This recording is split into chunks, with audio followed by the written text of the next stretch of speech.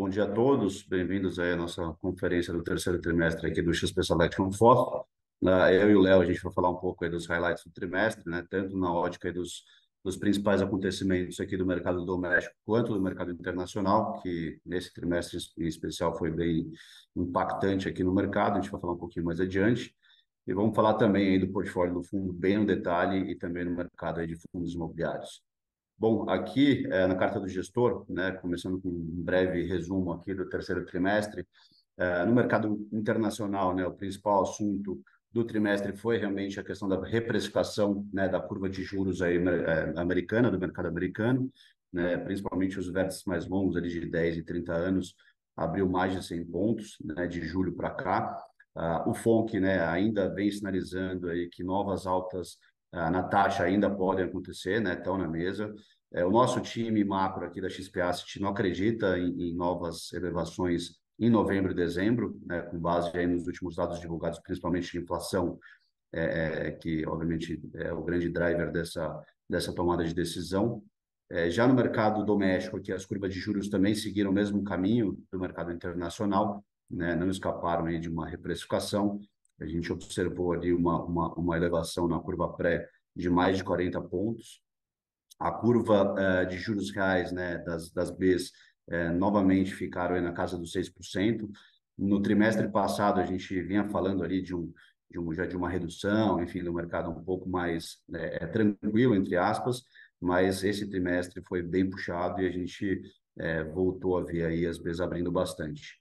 Todo esse contexto, né, afastou ali uma hipótese de uma redução de juros mais acelerada aqui no Brasil, tá?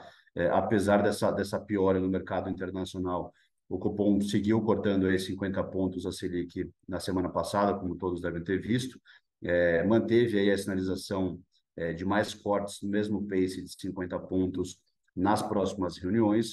O nosso time aqui acredita que o Banco Central está mirando uma Selic terminal menor do que está precificado na curva de juros.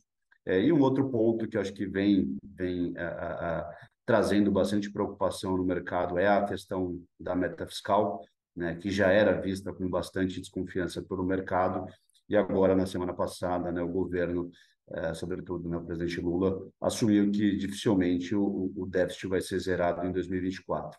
Então, bom, já no mercado de fundos imobiliários, diante desse cenário todo turbulento, a recuperação do IFIX, que vinha bastante forte nos outros trimestres, deu uma boa freada no terceiro trimestre, mas mesmo assim o IFIX, né, no trimestre, teve um crescimento de 2%, e o acumulado, né, ou seja, o retorno total no ano até então, teve ali né, uma apreciação de 12%.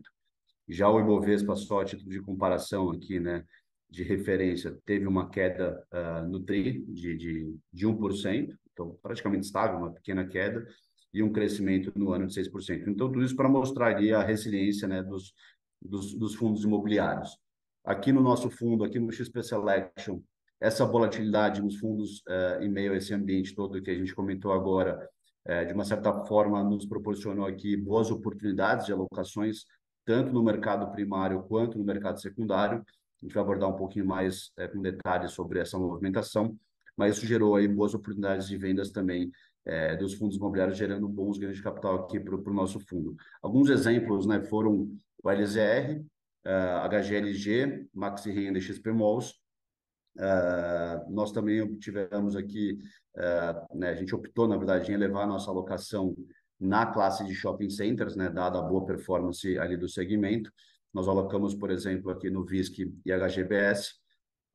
E também acho que um último ponto de destaque aqui foi o crescimento da base de cotistas do fundo, né, que ultrapassou a marca aí de 50 mil cotistas, batendo mais precisamente aí 52.400 mil cotistas. Bom, passando para o próximo slide, a gente fala aqui, pessoal, dos destaques operacionais quantitativos, né, do fundo no terceiro trimestre aqui do ano. Então, o primeiro bullet aqui, a gente tem um resultado, né, a gente teve um resultado no trimestre que foi de quase 24 centavos por cota, né, isso representa ali um aumento de 4% em relação ao mesmo período do ano anterior, né, o terceiro trimestre do ano anterior. O resultado distribuído foi de 23 centavos por cota, que representa ali um leve aumento, né, de 1,4% em relação ao mesmo período do ano anterior, então, né, no terceiro trimestre de 2022. Próximo ponto aqui, nós otimizamos, né, essa linha de renda do fundo, ou seja, o carrego, isso a gente vem fazendo recorrentemente aqui ao longo dos períodos. Nós fizemos também um giro no portfólio de FIIs, né, conforme eu tinha comentado, gerando um ganho de capital de quase R$ 900 mil no trimestre, né? No book de CRI nós vendemos cerca de 14 milhões, gerando um ganho de capital também nessa venda. Nós alocamos 30 milhões em fundos imobiliários, né, bem consolidados ali, conforme eu mencionei, na alocações do mercado primário.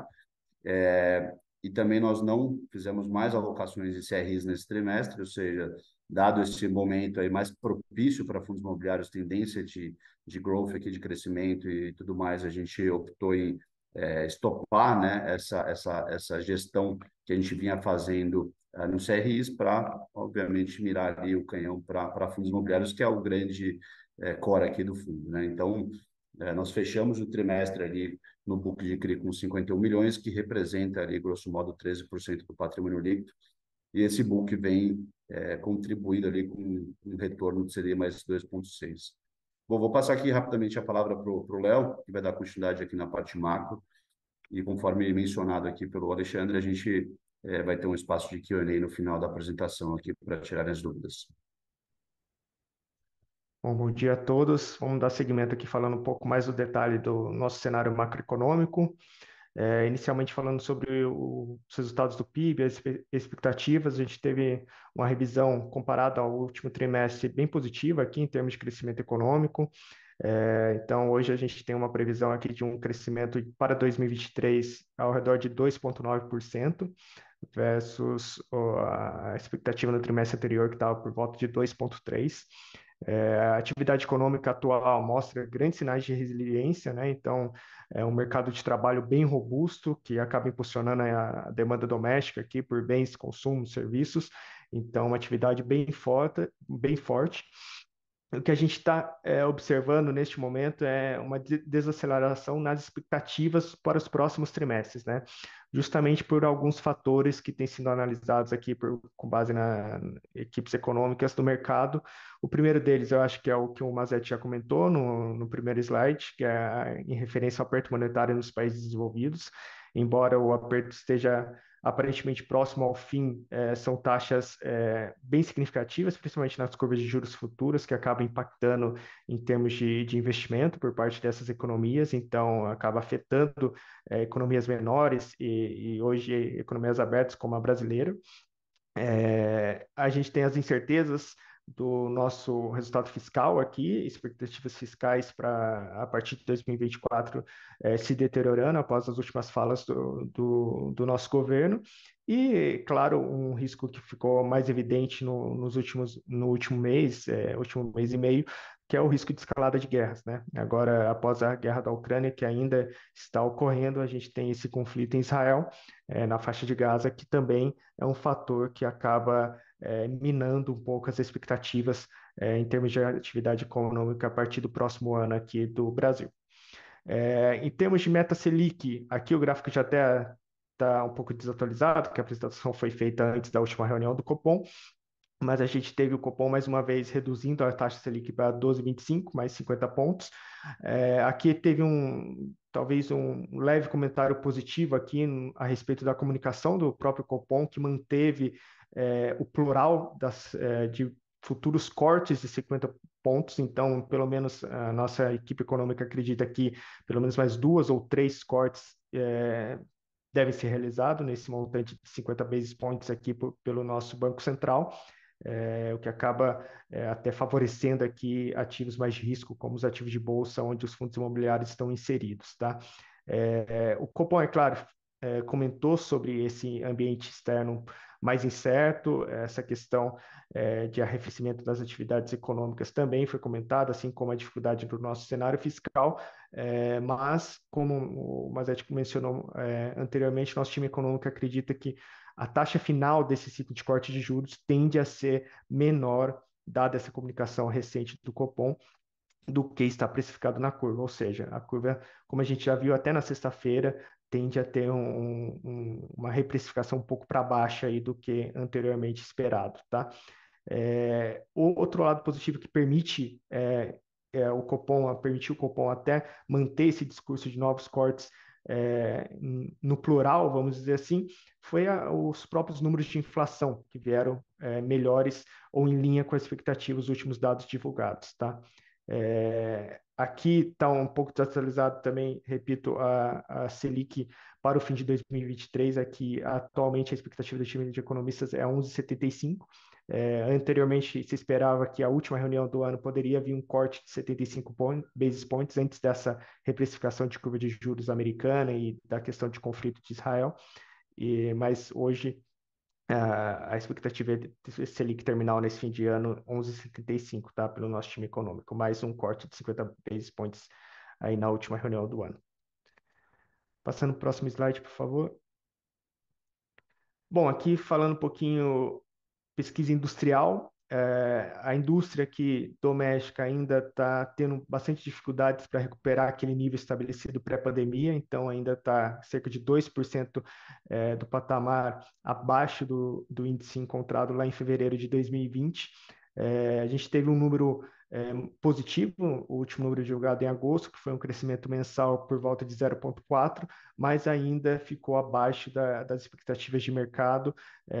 A indústria extrativa caiu 2,7%, então ainda tem uma dificuldade muito grande em termos da indústria aqui para ganhar tração e recuperar aqueles níveis que a gente observava no início de 2020, tá? Do lado de confiança empresarial, nós tivemos números mais recentes um pouco piores, principalmente, como eu comentei anteriormente, do lado de expectativas, vem se deteriorando, né? Então, basicamente, os quatro grandes setores aqui, indústria, serviços, comércio e construção, se mantém um nível abaixo de 100, que seria o índice considerado neutro aqui para esses índices de confiança, muito provavelmente por conta desses pontos que eu já citei anteriormente, né? Embora o ambiente atual esteja melhor, principalmente no setor de serviços, que vem apresentando números bem robustos desde o do término da pandemia, a expectativa ainda é bastante incerta aqui para todos os segmentos, dado esse ambiente externo e o nosso cenário fiscal atual, tá? Bom, e aqui no último slide de cenário econômico, em termos de inflação, como eu comentei, números mais a menos, um arrefecimento da inflação, principalmente nos últimos meses aqui, embora o índice tenha voltado para o lado positivo, não tivemos índices mensais negativos como nós tivemos no segundo trimestre. Aqui vieram índices em linha com a expectativa, com uma abertura ali mostrando uma qualidade bem positiva dos números de inflação, tá? A expectativa hoje para o IPCA ao final de 2023 é de 4,7%, chegando aqui em 2024 a uma expectativa abaixo de 4 já, tá? O mercado de trabalho segue com números bem robustos, então já tivemos uma geração líquida de empregos formais aqui superior a 1.300.000 vagas no ano de 2023 até o mês de agosto. Cinco setores que puxaram aqui foram o setor serviços, agropecuária, indústria geral, construção e comércio. Destaque para o setor de serviços que segue com um número bem robusto de criação de vagas de trabalho. Então, a gente ainda vê um mercado bem aquecido aqui, um mercado de trabalho bem aquecido, mas com uns índices de inflação um pouco mais controlados, que mostram um caminho aberto aqui para o Banco Central continuar a reduzir sua taxa de juros, tá? Bom, passando para falar especificamente do mercado de FIIs, e depois a gente vai mencionar a respeito do portfólio do XP Selection. Então, o mercado de FIIs continua com seu crescimento, embora um crescimento menos robusto do que apresentou ali em 2020, 2021. A gente continua a ver novos fundos sendo criados, né? Então, novos fundos, os fundos registrados na CVM atingiram 858 no número de fundos, sendo 489 negociados na B3. Número de investidores ultrapassou a barreira ali de 2.300.000, então segue um crescimento aí contínuo do número de investidores na nossa indústria. Em termos de ofertas em 2023 atingiram 9 bilhões, número de ofertas ainda mais reduzido aqui, número de 23, eu acho que é, o número de ofertas começou a crescer principalmente ali a partir do início do final do segundo trimestre e início do terceiro trimestre, que muitos fundos mais robustos da indústria, os flagships da indústria começaram a entrar dentro do dinheiro para se fazer a emissão, ou seja, os preços no mercado secundário ultrapassaram os preços de valor patrimonial, que permitiram é, atratividade ou aceitação por parte principalmente de pessoas físicas para se fazer novas ofertas, e aí começou a deslanchar esse número de ofertas, mas ainda muitas ofertas dedicadas a investidores institucionais ou talvez ofertas com volume menor, e mais recentemente as ofertas públicas voltaram ao radar dos investidores aqui com os volumes um pouco mais robustos, tá? Principalmente talvez esse comparativo com a renda fixa, com a taxa de juros caindo, acaba beneficiando aqui a atratividade por parte dos investidores. A foto dos investidores aqui mexeu pouco em termos de percentual do passivo dos fundos, né? Então, pessoas físicas seguem sendo as mais representativas do nosso mercado, em cerca de 75%. Aqui a gente viu um crescimento em relação um crescimento marginal, mas que derivou principalmente dos ETFs globais aqui, em investidores não residentes, ultrapassando a marca de 5%. A gente viu um fluxo bem relevante ali no mês de setembro, de novos fundos entrando para esse ETF global, dentro dessa carteira desse ETF, e gerando uma liquidez bem mais robusta, um impacto bem positivo para a nossa indústria, a entrada desses investidores globais aqui, tá? Aqui é a nossa foto que gostamos de mostrar em termos de valor de mercado e PL do FIIs, para mostrar que o mercado ainda tem bastante atratividade, bastante oportunidade. Então, para quem pegar essa foto com um histórico mais longo, voltar até ali meados de 2019, início de 2020, essa foto era o oposto, né? Então, você tinha a indústria como um todo, um valor de mercado acima do seu valor patrimonial, que permitia que os fundos fizessem novas emissões, crescessem seus portfólios, diversificassem seus ativos, e hoje a gente ainda observa um desconto muito representativo, né? Então, o PL dos fundos subiu em relação ao último trimestre, atingindo 220 bilhões, com novos fundos entrando no mercado, ou reavaliação de patrimônio positiva, como foi observado em alguns fundos de shopping, por exemplo. E o mercado, o market cap, né, o valor de mercado desses fundos segue ali na faixa de 150 bilhões. Então, a gente ainda vê bastante oportunidade no mercado a ser criada aqui com base nesse desconto apresentado. Tá aqui os dados até o final do mês de agosto, onde estava disponível o valor patrimonial dos fundos. Tá? Em termos de volume de negociação, 2023 segue aquém do que foi apresentado em 2022, né? Então, mas se considerarmos aí a entrada do último trimestre nesse gráfico, tende a atingir um número próximo ao negociado de 2022, mas ainda embora um pouco inferior ao volume negociado de 2020, de 2021. E em volume médio diário negociado, 2023 já atingiu o volume médio negociado em 2022. Aí, a gente acredita que o número deve se aproximar do 2021, como se tivermos um último trimestre do ano aí mais robusto em termos de novas ofertas, em termos de negociação no secundário, tá? Próximo slide, por favor. Bom, vamos falar agora mais especificamente sobre o XP Selection. Então, o XP Selection atingiu aqui uma cota patrimonial mais rendimento acumulado de 11,98. Tem um gap interessante com relação ao IFIX, que atingiu 10,91 desde o início do fundo. O IPO foi ali em fevereiro de 20.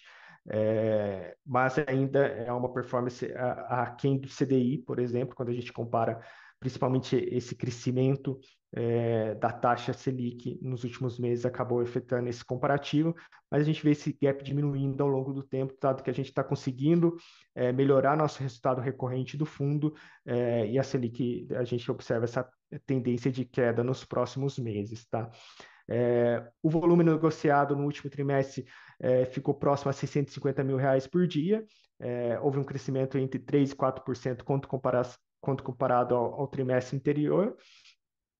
Em termos de resultado financeiro, que é o gráfico superior à direita, então nós tivemos três resultados aqui, 7,7, 7,5 e 8,6 nos 3 meses referente ao terceiro trimestre. Então, o último resultado, principalmente influenciado por esses ganhos de capitais que a gente realizou, aproveitou esses momentos de liquidez, essa demanda desse ETF global para realizar bastante resultado nas nossas operações desses fundos consolidados que acabaram entrando nessa carteira desse ETF ao longo do mês de setembro, e a nossa base de cotistas que segue com um crescimento bem robusto, aí, um crescimento nos últimos 12 meses de 50%. A gente atingiu agora, no final de outubro, 56 mil cotistas, então segue um crescimento bem atrativo para melhorar essa liquidez no mercado secundário, que é o nosso objetivo aqui com o fundo, tá?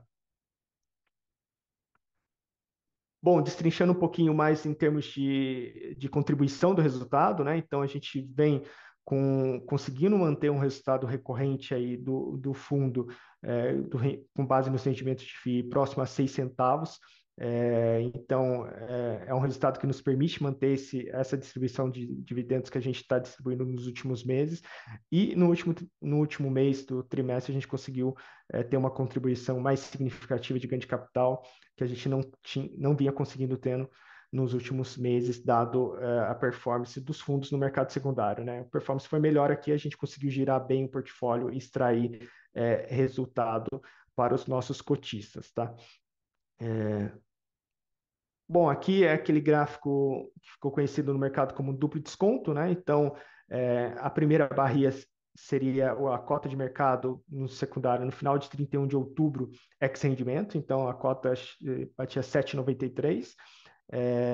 A gente tem, considerando a cota patrimonial do fundo no final de outubro, tem um valor de 8,48, e se a gente considerar a cota patrimonial dos fundos investidos, que é essa cota ajustada aqui, que é a última barra do gráfico, a gente teria um valor patrimonial do fundo de 9,42, que representa esse duplo desconto de cerca de 19%, tá?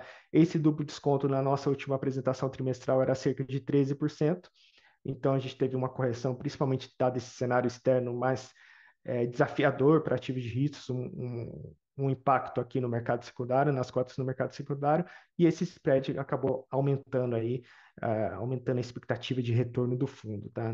Dado esse retorno não é um retorno dado, né? Não significa que isso vai acontecer, mas é uma possibilidade se a gente vê justamente aquele gráfico que eu mostrei anteriormente, as cotas do secundário se aproximando ou voltando a estar próximas aos seus valores patrimoniais dos fundos investidos, tá?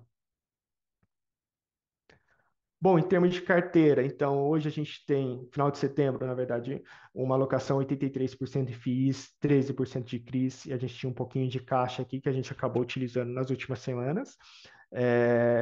A foto do trimestre anterior a gente tinha cerca de 19% de CRIs, então a redução foi basicamente toda alocada em FIIs, como o Mazzetti mencionou anteriormente. Em termos de alocação, poucas mudanças em relação às maiores alocações em relação ao último trimestre. Então, o destaque aqui fica por a alocação em VISC ali, que a gente atingiu próximo a 4% do fundo. O pessoal da Vinci vem fazendo um trabalho de gestão ativa bem significativo ali no portfólio, realizando um ganho de capital, vendendo algumas participações, e agora recentemente teve uma oferta bem sucedida, que foi onde a gente entrou na alocação, que eles adquiriram 3 novas participações, expandindo sua diversificação em regiões e em ativos. Então, um trabalho que a gente vem considerando bem positivo ali no time da Vinci do lado de shoppings. Outra operação que entrou, que está com um volume menor ali, justamente porque a gente realizou bastante ganho de capital ao longo do trimestre, foi o Max Renda. A gente entrou na última oferta, que estava bem atrativo, com um desconto bem atrativo em relação ao secundário, e fez um ganho de capital bem atrativo aqui, saiu acima de R$ 11 aqui no preço por cota.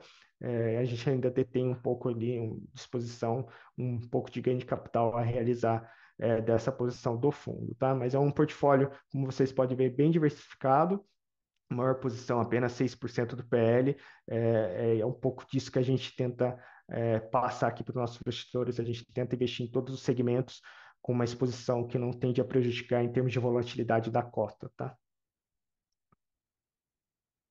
Bom, aqui um breakdown do book de FIIs, né? Então, um book ainda majoritariamente focada em renda, mais de 60% do portfólio focado em renda, mas a gente tem aumentado essa caixinha de ganho de capital justamente para tentar fazer esse giro, gerando um resultado mais atrativo para os nossos investidores, tá? Do lado de alocação por classe de FIIs, a gente tem como destaque a elevação da exposição de shopping. Aqui a foto é de 30 de setembro, então não tinha entrado a alocação de HGBS, que também nós inserimos dentro do portfólio ao longo do mês de outubro.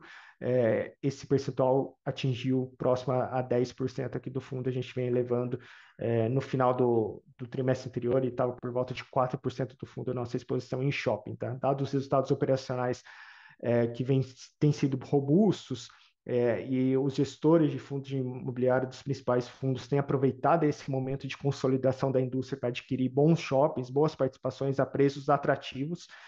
A gente optou por elevar a exposição nesse segmento, diminuindo basicamente a exposição em CRIs diretos, tá?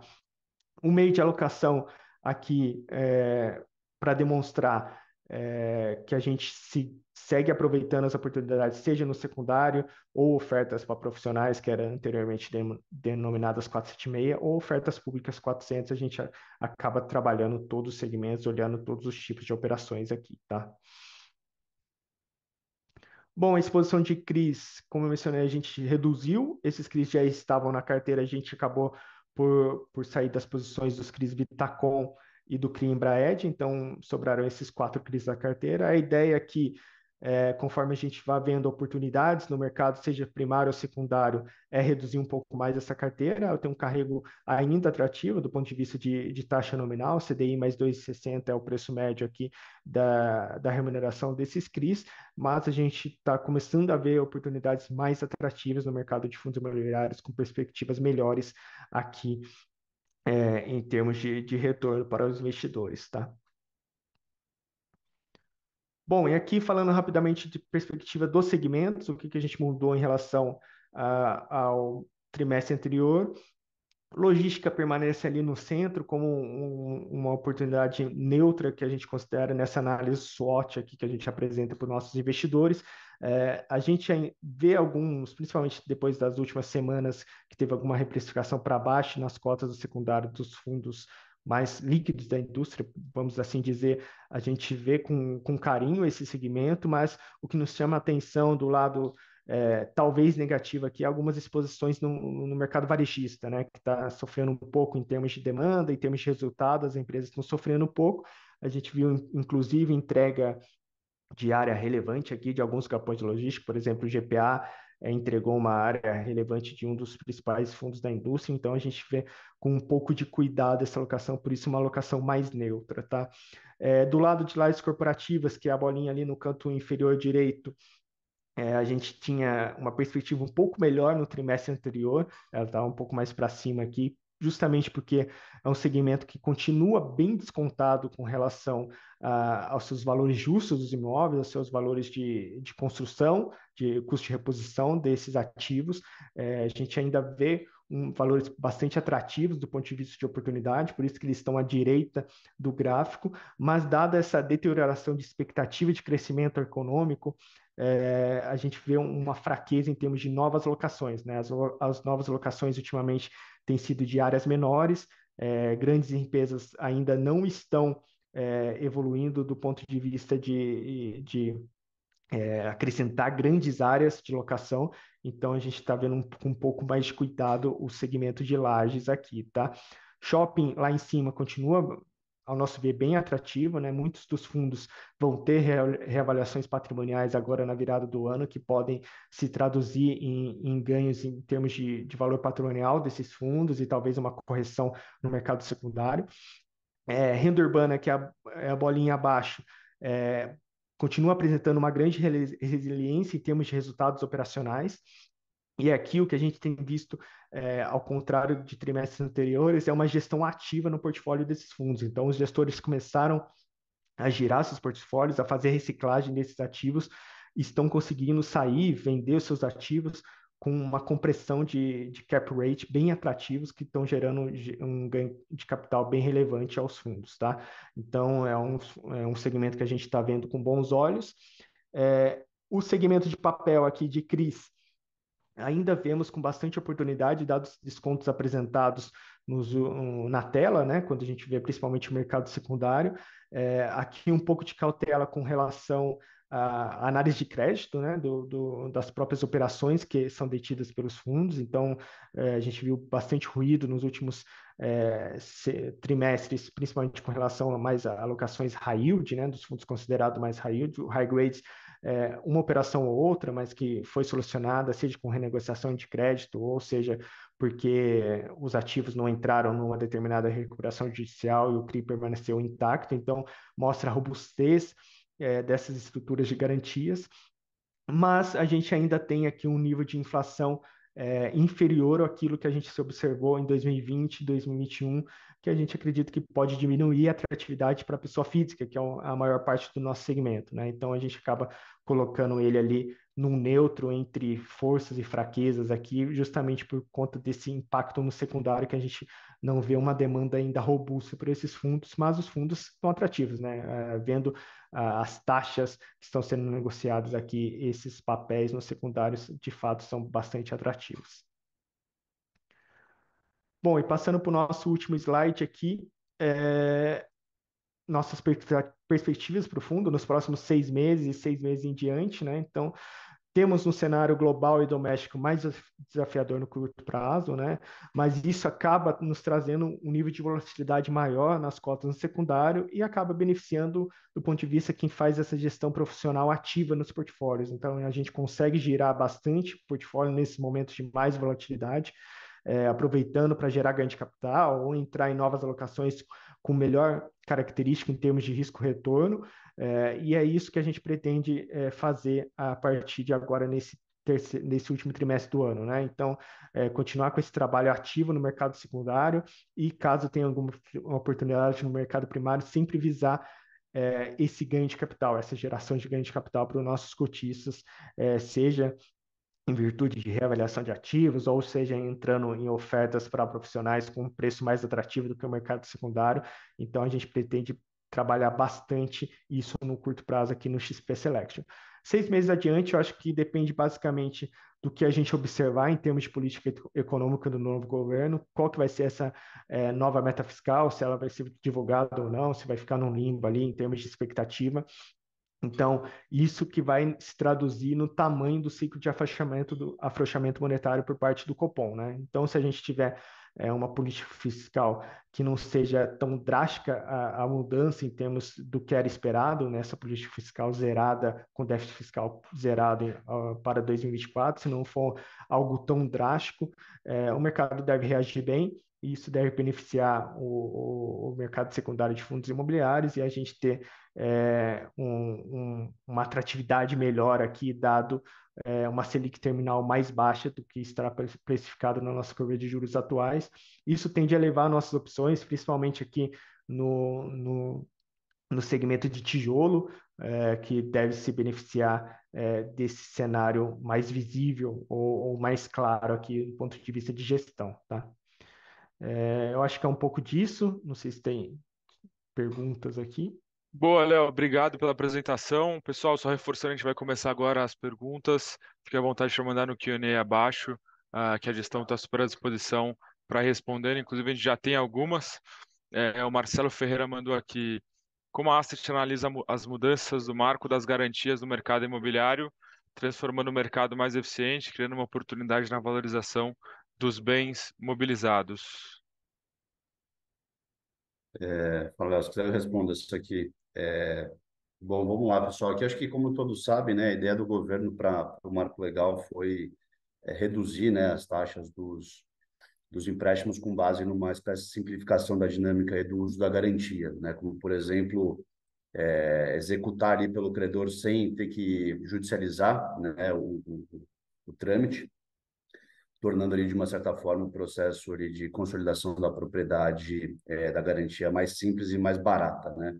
Além disso, também permitir que o devedor possa utilizar o bem, né, que ele tem, que ele vai servir como garantia para mais de um empréstimo, né, similar ao que a gente viu ali na crise do mercado americano, né, em 2008, que na visão aqui no OSSA aqui da XP Asset pode trazer riscos aqui para o mercado, né, caso isso não seja feito de uma forma bem mensurada, nessa divisão entre os credores. Então, assim, qual que é o ponto aqui com a nossa visão em relação a isso? Acho que XP Asset aqui, né, os nossos fundos, né, a gente vai redobrar essa atenção, porque essa nova dinâmica, né, como eu falei, por um lado ela simplifica, mas por outro também pode trazer mais riscos aqui nesse compartilhamento de garantias, né, entre diversos credores. Então, nos nossos fundos de papel de crédito aqui, fundos imobiliários, a gente continua conservador nas alocações, né, e na estruturação das operações colateralizado, né, para a gente não ficar numa relação fragilizada da garantia. Então, acho é um ponto de atenção que a gente vai continuar aqui super atento do nosso lado. E a gente também vai ficar muito atento na melhor relação risco-retorno, porque, como eu falei, a ideia ali do governo, enfim, é baratear, né, reduzir o spread ali das operações. Então, a gente vai sempre estar muito atento nessa relação risco-retorno, né, e a gente vai seguir observando aí essa relação saudável de LTV para as nossas operações. E, obviamente, a gente vai fazer o mesmo aqui para o XP Selection, ou seja, nos nossos fundos imobiliários, aliás, nos fundos imobiliários em que a gente investe, né, a gente vai ver se o gestor também vai manter o mesmo cuidado e a mesma cautela que a gente segue aqui na XP Asset.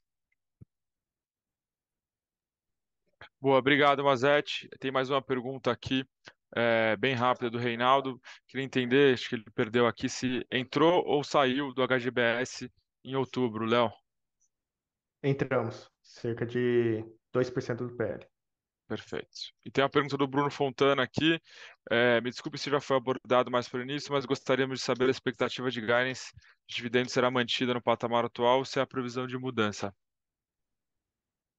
Bom, a gente espera manter agora nos últimos meses do ano esse patamar que a gente vem distribuindo. É claro que aqui, se a gente tiver uma melhora aqui em termos de secundária, a gente pode tentar gerar mais o portfólio, gerar ganho de capital e, consequentemente, a gente eleva a distribuição de dividendos, mas não é uma promessa, isso depende do andar da caminhada aí do mercado secundário. Mas a ideia inicial é manter nesses últimos meses do ano, tá? Obrigado, Léo. E aí tem uma pergunta do Luiz Menin. Não sei se o regimento permite para FOFs, mas existe a possibilidade de abrir posições em FIAGROS ou FIINFRAs? No XP Selection, a gente não tem essa permissão no regulamento. A gente não poderia abrir essas posições. Perfeito. Vamos dar mais uns minutinhos para ver se tem mais alguma pergunta. Então a gente segue para o encerramento do call aqui.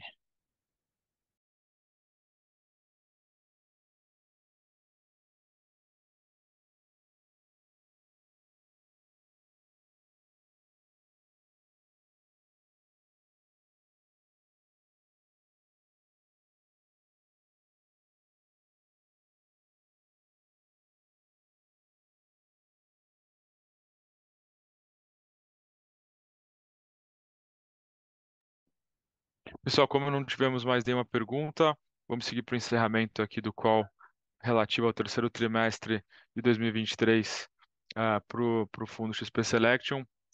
Agradeço a participação de todos. Lembrando que a apresentação foi gravada e será disponibilizada no nosso site e no nosso canal do YouTube também. Se tiverem qualquer dúvida depois, fique super à vontade para mandar para o nosso e-mail ri@xpasset.com.br. Agradecemos a participação de todos. Até o próximo. Obrigado. Obrigado, pessoal.